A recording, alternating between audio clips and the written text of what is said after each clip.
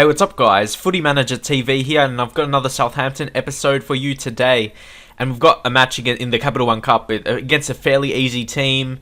I'm not sure who it is, I have to wait and see. Exeter City, they're in a fairly low league, I believe Empower League 1, but they may have got relegated or something in the game, I'm not too sure. But yeah, we're really a higher quality than them.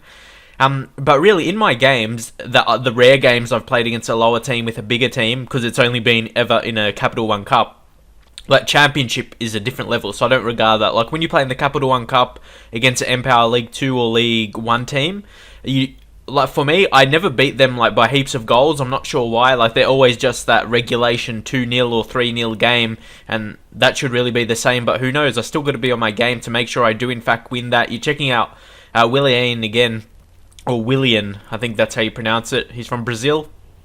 He's replacing Gaston Ramiro, so he has a big job. As you can see, Jordan Bowery, heaps of pace and heaps of strength. So, being very good physically, that could make him a decent player, especially for the price we signed him for, under $1 million, which is very good because he can still develop as well and become a decent player, but he really needs to develop technically if he's going to be good enough if we want to be a Champions League kind of team. And if you look at my players here, I've got a lot of young players, but a lot of them are good for the team already. If you see Loren Girarte here, he's got flair, but he's 23, so that's, for me, that's a perfect age because he's not too old yet and he's not too young. He's good enough to come in already and put in solid performances, but also he's still got that room to improve and get into the 80s, like mid-80s or something. Really depends how he performs.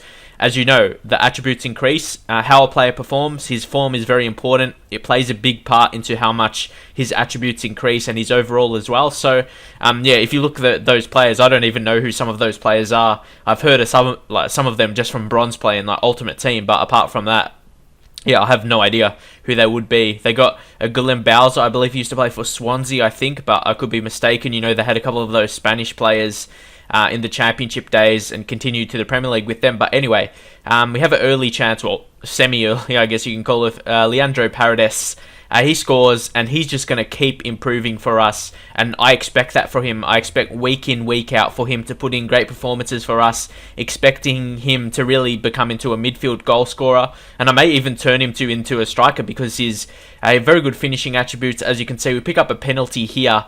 Yeah, we should be able to finish this. See, we have right here, I believe I went for Girarte from this penalty because he has good, solid, all-round attributes with power and curve and all-right penalty taking. As you can see, it was an amazing penalty because if the keeper guessed that way, he probably would have scored, I would imagine, but he did well to get it to fool the goalkeeper, I guess, with that high finesse into the left side. But here, we look to make some subs, and really, I probably should have played maybe not as good players like some of my younger players that I got from the free agents and that kind of thing, but I did want to, we got Vinci there, maybe I should have gave him a bit more of a game. He's a high prospect, he was really good, picked him up at a 66 overall for an 18-year-old in the free agents, which is very good to check.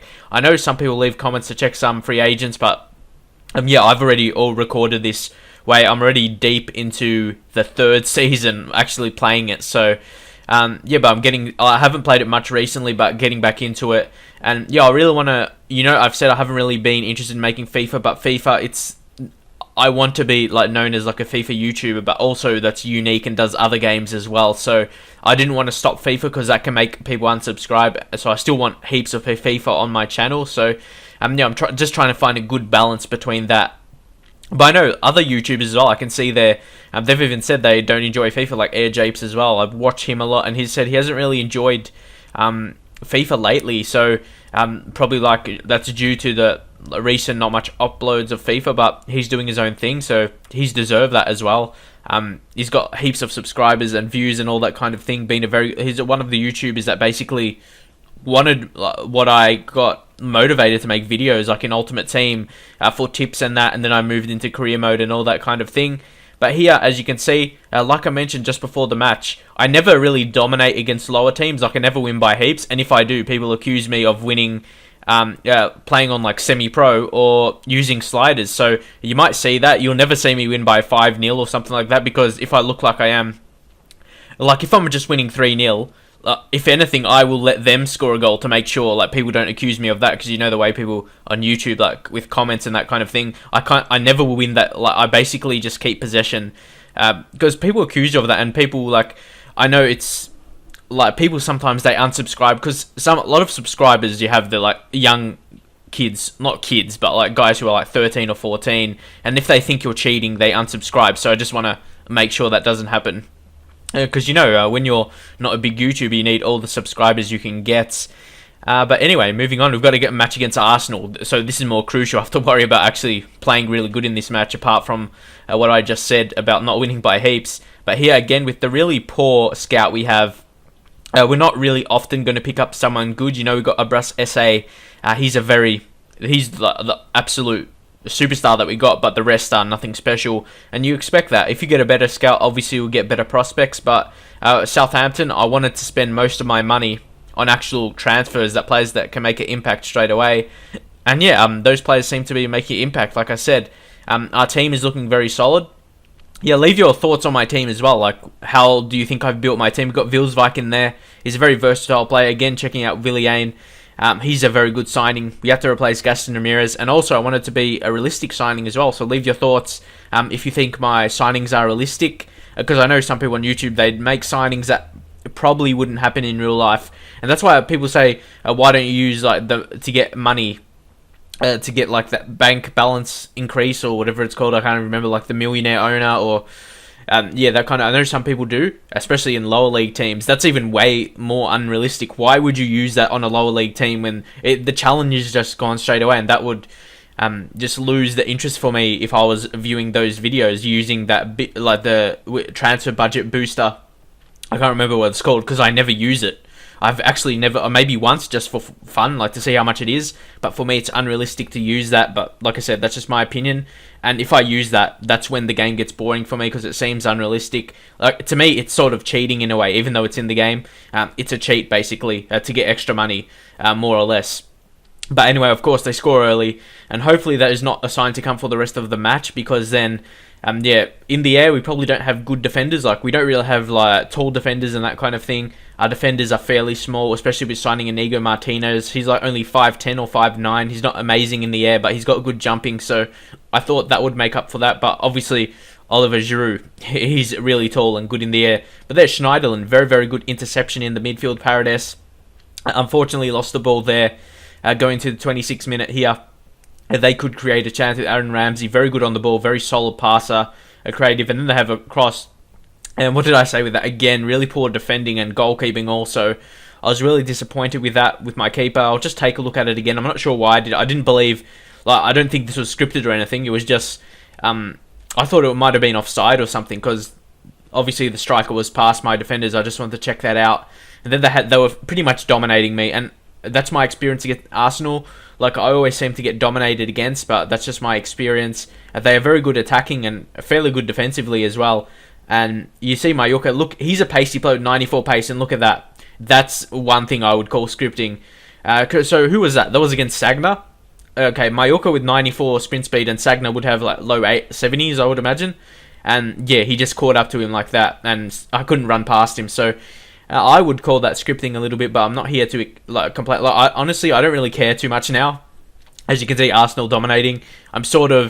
I'm with the feeling like Ultimate Team now. Like, I don't take career mode seriously anymore when that kind of thing happens. And I'm at a point where I don't really care about the results when I'm playing now, because I'm more focused for FIFA 14, because these videos are more so going to be gone in the past. Like, when I make my FIFA 14 videos, no one is hardly going to watch these anymore. So I don't really care about it as much as I would. Like, at the start, people wouldn't want it. Like, people will only be watching these videos for a couple more months. So, because when I start making my FIFA 14 videos, all these videos now are basically more or less going to be forgotten, and no one's going to be watching them. So, they're not going to matter as much. So I don't see why I should make so much effort towards the end of FIFA 13. Like, I'm saving a lot of my time for FIFA 14. I'm kind of already working on stuff for FIFA 14, like ideas and stuff. So I'm just like sitting down writing ideas, will be good series and that. So I'm spending almost as much time as that on my current videos, because I find that a very important time in terms of videos and for people to like them.